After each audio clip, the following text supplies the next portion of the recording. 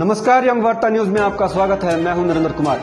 Bulletin की शुरुआत करते हैं दिन भर की कुछ बड़ी सुर्खियों के साथ। जेईई और नीट परीक्षाओं को स्थगित करवाने को लेकर सड़कों पर उतरी कांग्रेस, देश भर में किया धरना प्रदर्शन। हमीरपुर में सामने आया बड़ा हादसा, सेफ्टी टैंक में उतरे 2 मजदूरों की जहरीली गैस से हुई मौत।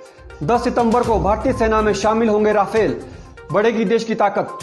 चंबा में पुल पार करते समय नाले में गिरा 8 साल का मासूम, सर्च ऑपरेशन जारी। बुरी फंसी कैबिनेट मंत्री सरवीण चौधरी, जमीन खरीद मामले में मिली अनियमितताएं। देश का पहला धुआं रहित राज्य बना हिमाचल, बिलासपुर में बोले प्रदेश भाजपा अध्यक्ष सुरेश कश्यप।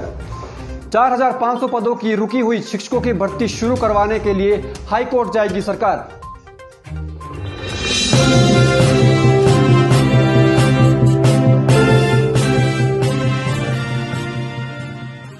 अब समाचार विस्तार से। सितंबर में होने वाली नीट और जेईई की परीक्षाओं को लेकर अब देश और प्रदेश भर में विरोध शुरू हो गया है। इसी कड़ी में हिमाचल प्रदेश कांग्रेस कमेटी ने एजी कार्यालय के बाहर केंद्र के इस फैसले को लेकर हल्ला बोला और नीट तथा जेईई की परीक्षाओं को स्थगित करने की मांग की।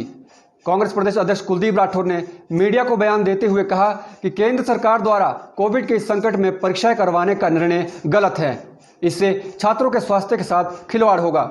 उन्होंने कहा कि छात्र इस महामारी के दौर में मानसिक रूप से परीक्षा में बैठने के लिए तैयार नहीं है और ना ही सरकार के पास सुरक्षा के कोई पुख्ता इंतजाम है। पीसीसी ने मांग की कि इन परीक्षाओं को स्थगित करने का तुरंत फैसला लिया जाए। जो कोरोना का आंकड़ा है वो 34 लाख पार कर चुका है। स्थिति बहुत भयानक है और ऐसे में इन परीक्षाओं का कोई औचित्य नहीं बनता। सरकार के पास कोई सुरक्षा के इंतजाम नहीं है और इस काल में जो है पढ़ाई भी नहीं हो पाई है। मैं अगर हिमाचल प्रदेश की बात करूं, मैं आज ही लाहौल स्पीति के दौरे से आया हूं। वहां जो है इंटरनेट नहीं चल रहा है, बच्चों की पढ़ाई नहीं हो पाई है। ऐसे में जब सारे जो एजुकेशन इंस्टीट्यूशन बंद है। हिमाचल प्रदेश में केंद्र की उज्ज्वल योजना को आगे बढ़ाते हुए प्रदेश में कोई भी ऐसा परिवार ना हो जिसके पास घर में अपना गैस कनेक्शन ना हो। प्रदेश सरकार के अथक प्रयासों से आज हिमाचल प्रदेश देश का पहला ऐसा राज्य बन गया है जो पूरी तरह से धुआं मुक्त है। भाजपा प्रदेश अध्यक्ष सुरेश कश्यप ने बिलासपुर में पत्रकारों को संबोधित करते हुए ये जानकारी दी। उन्होंने कहा कि प्रदेश के 2.5 साल के कार्यकाल के अंदर ही प्रदेश की जयराम सरकार ने कई उपलब्धियां हासिल की हैं। वहीं कोरोना संकट में भी सरकार ने बेहतरीन कार्य किया है।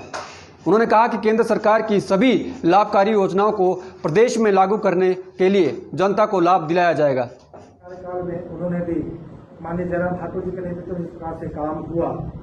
केंद्र सरकार की जो उज्ज्वला योजना इस देश में लागू हुई उसको आगे बढ़ाया और हिमाचल प्रदेश में एक भी परिवार ऐसा ना बचे जिसके पास अपना गैस का कनेक्शन नहीं हो।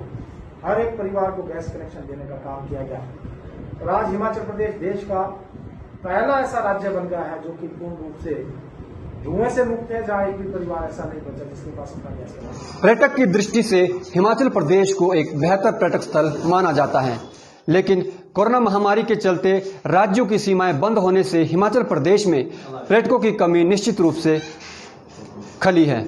हालांकि अब केंद्र सरकार और राज्य सरकारों के द्वारा कुछ नियमों के तहत सीमाओं को खोल दिया है और पर्यटकों का आना जाना भी हिमाचल में शुरू हो गया है।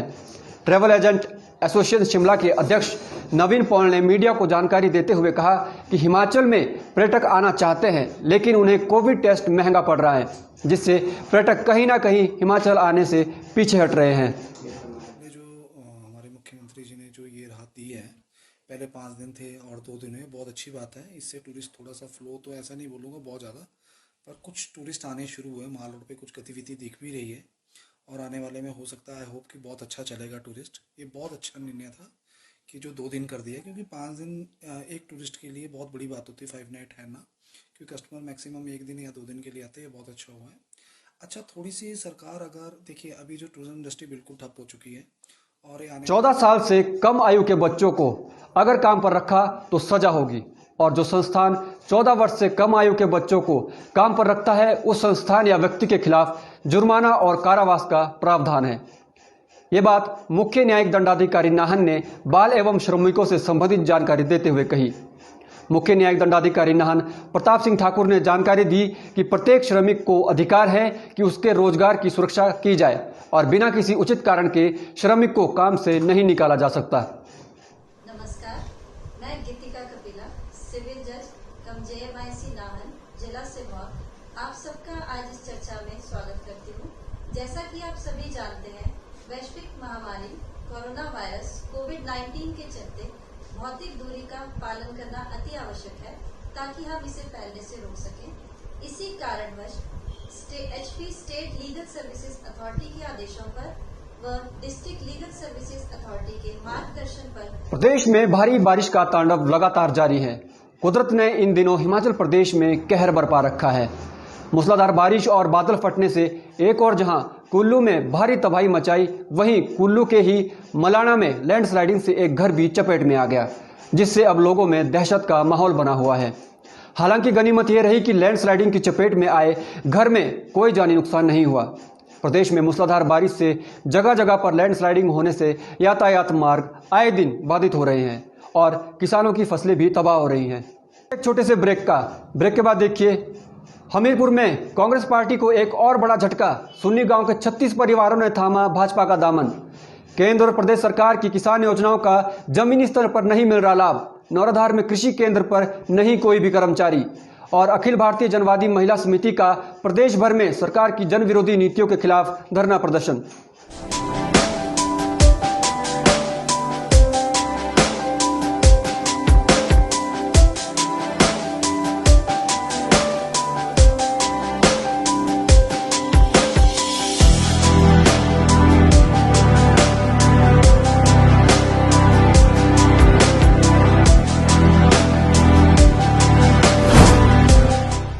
भूषण ज्वेलर्स, अनमोल रिश्तों के लिए।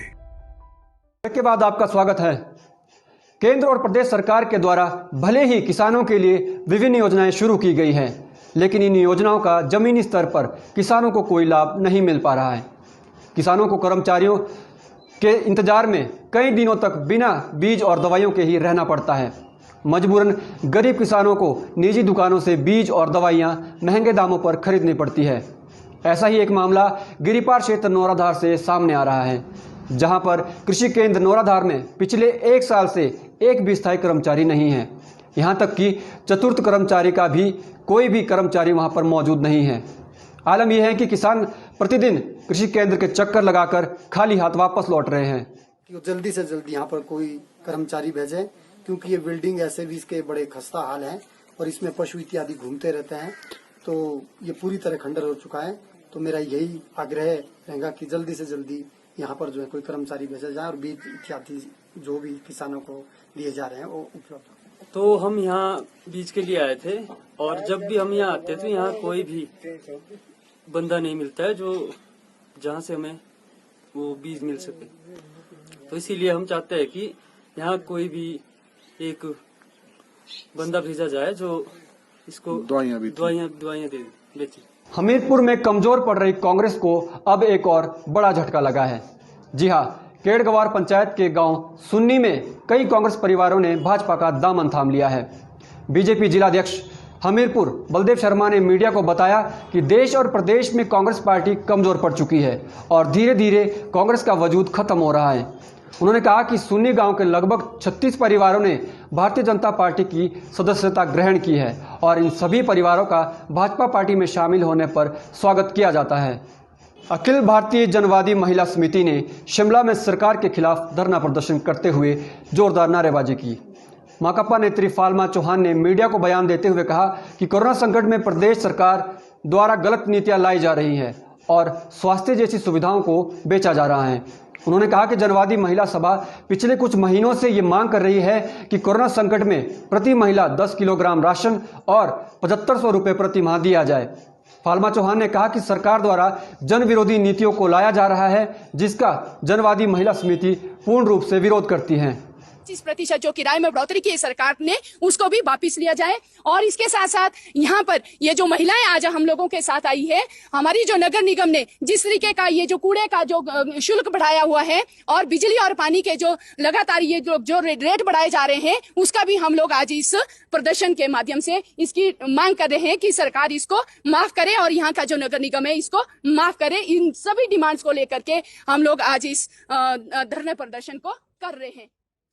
जिला मुख्यालय नाहन में नेहरू युवा केंद्र द्वारा 15 अगस्त से 14 सितंबर तक देश भर में फिट इंडिया मूवमेंट के तहत युवाओं को फिट रखने के लिए विशेष अभियान चलाया जा रहा है और इस अभियान में सिरमौर के कई युवा बड़ी संख्या में जुट रहे हैं। बता दें कि इस विशेष अभियान का शुभारंभ 15 अगस्त को केंद्रीय युवा सेवा एवं खेल मंत्री किरण रिजिजू द्वारा किया गया था और इस अभियान के जरिए कबड्डी, वॉलीबॉल, दौड़ और योगा जैसी गतिविधियों के जरिए युवाओं को जोड़ा जा रहा है ताकि वह अपने आप को स्वस्थ और तंदुरुस्त रख सके। और 15 अगस्त के अवसर पर माननीय मंत्री जी श्री किरण रिजिजू द्वारा इनॉग्रेशन हुआ था फिट इंडिया कैंपेन का, जो हम नेहरू युवा केंद्र 623 डिस्ट्रिक्ट्स में है। ये पूरे ऑल ओवर इंडिया हमें इसको ये संचालन करना है। तो ये हमारे पास नेहरू युवा केंद्र नाहन के 6 ब्लॉक्स हैं जहाँ पर हम फिट इंडिया कैंपेन जो 15 अगस्त से 14 सितंबर तक चल रहा है, इसका हम कार्यक्रम तरह तरह के करा रहे हैं। तो फिट इंडिया कैंपेन का मेन मकसद गांधी परिवार के हाथों में कांग्रेस की कमान रहे, हम उसका समर्थन करते हैं और गांधी परिवार का मैं हमेशा वफादार सिपाही रहा हूं। ये कहना है पूर्व स्वास्थ्य मंत्री और कांग्रेस के नेता कौल सिंह ठाकुर का। उन्होंने एक वीडियो जारी करते हुए कहा कि गांधी परिवार का कोई भी सदस्य अगर कांग्रेस का राष्ट्रीय अध्यक्ष बनता है तो उनका समर्थन किया जाएगा। कौल सिंह ठाकुर ने कहा कि एक दौर ऐसा भी था जब देश में कांग्रेस की स्थिति ठीक नहीं थी। उस दौरान सोनिया गांधी को अध्यक्ष बनाए जाने के बाद उन्होंने देश भर में पद यात्राएं की और कांग्रेस पार्टी में एक नई जान डाली ताकि मेंबरशिप पूरी हिंदुस्तान के अंदर कांग्रेस पार्टी की हो और कांग्रेस पार्टी को फिर चुनाव के माध्यम से कांग्रेस पार्टी का अध्यक्ष बनाया जाए। इसमें मैं विशेष तौर पे कहना चाहता हूँ, कुछ लोग इसका गलत मतलब निकाल रहे हैं। हम तो इस मत के हैं कि श्रीमती सोनिया गांधी चाहे कांग्रेस पार्टी के अध्यक्ष रहे, चाहे श्री राहुल गांधी कांग्रेस पार्टी का अध्यक्ष रहे, चाहे श्री वार्ता न्यूज में अभी के लिए बस इतना ही। देश प्रदेश की तमाम ताजा खबरों के लिए आप जुड़े रहिए यंग वार्ता न्यूज के साथ। धन्यवाद।